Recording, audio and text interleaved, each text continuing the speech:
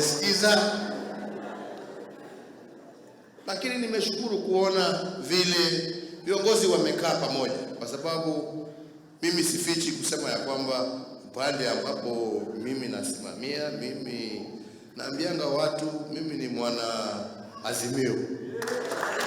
Na hapo mimi niko, mimi sio mtapeli wa kuruka huku na kuruka huku, sijui ati leo iko hivi, leo iko hivi. Mimi nikitoa msimamo wangu, mimi nakaa na msimamo wangu, kwa sababu hivyo ndivyo tulifundishwa na wale wazee ambao walitufundisha siasa. Kuwa mtu ambaye anaweza kuaminika leo na kesho, sio mtu wa kuyumba namna hii. Hiyo sisi hatuko hapo.